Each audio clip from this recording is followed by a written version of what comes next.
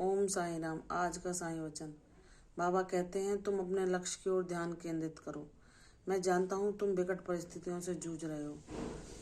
तुम्हें सब कुछ असंभव सा दिखाई देता है। जब तुम्हें कहीं भी अपनी समस्याओं से बाहर निकलने का हल नहीं मिलता तो तुम कभी कभी टूट जाते हो, खुद को मजबूर पाते हो और तुम दुखी और निराश होकर रोने लगते हो। तो मेरे बच्चे, ऐसा ना करो।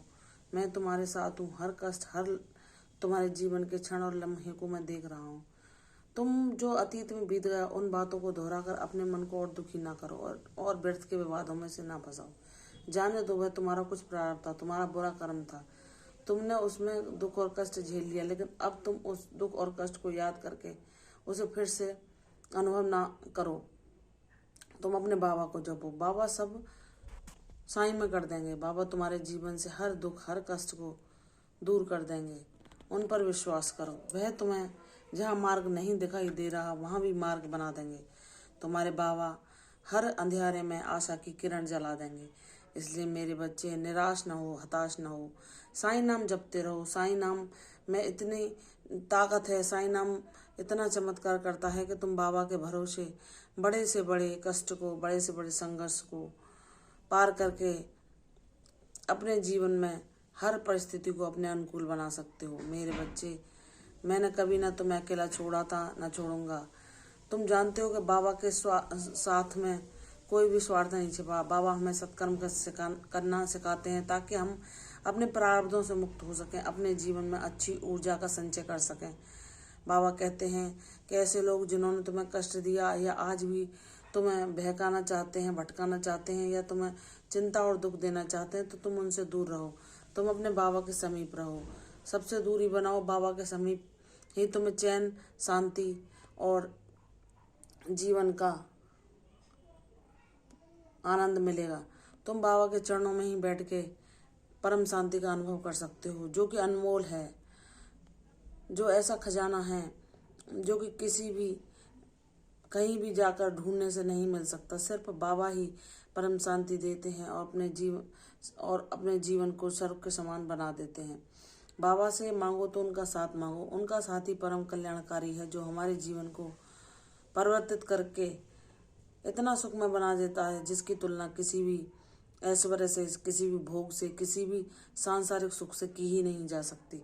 इसलिए मेरे बाबा, मैं आपका साथ मांगती हूँ। मुझे हर परिस्थिति से लड़ने की ताकत दो, साहस दो, हिम्मत दो। आपका नाम जपते जपते कितना भी बड़ा तूफान क्यों ना आ जाए, मैं उसे पार हो जाऊं। मेरे बाबा, मैंने आपको जब भी पुकारा है, विषम से विषम परिस्थिति में आपने आकर मुझे उससे बाहर निकाल दिया है। तो मेरे जीवन में जो ये संघर्ष चल रहा है, जो ये युद्ध चल रहा है, मैं इसे अवश्य जीतूंगा, क्योंकि मुझे आप पर परम विश्वास है। मेरा विश्वास कभी नहीं हारेगा। मेरे बाबा हर परिस्थिति से मुझे बाहर निकाल देंगे और जब मेरे जीवन में स्थायी शांति निवास करेगी तो वह जन्मों जन्मों तक चलेगी।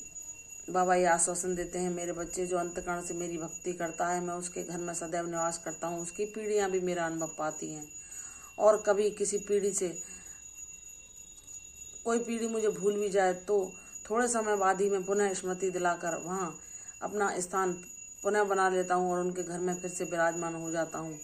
मैं अपने भक्त के कई पीढ़ियों तक उसका साथ देता हूँ।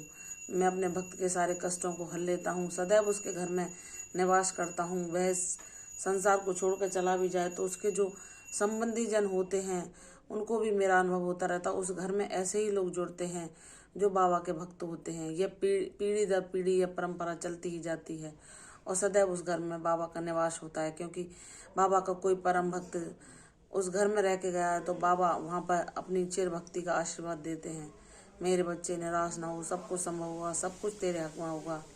तेरा विश्वास अवश्य जीतेगा। इसलिए निराश ना हो। अपने कदमों को बढ़ाए जा। अपने लक्ष्य की ओर ध्यान केंद्रित कर। मन को ना भटकने के लिए अपने कर्तव्यों को इसका लक्ष्य बना ले। कर्म करता जा। सब मन के भटकाव समाप्त हो जाएंगे और तेरे जीवन में खुशियाँ ही खुशियाँ होंगी। तुम परम सौभाग्यशाली हो, इसका तुम्हें शीघ्र ही अनुभव होगा। मेरे वचनों पर विश्वास करो, तुम्हारा भला होगा। दीर्घायु भव, यशस्वी भव। कल फिर आऊंगी साईं वचन के साथ। तब तक के लिए ओम साईं राम।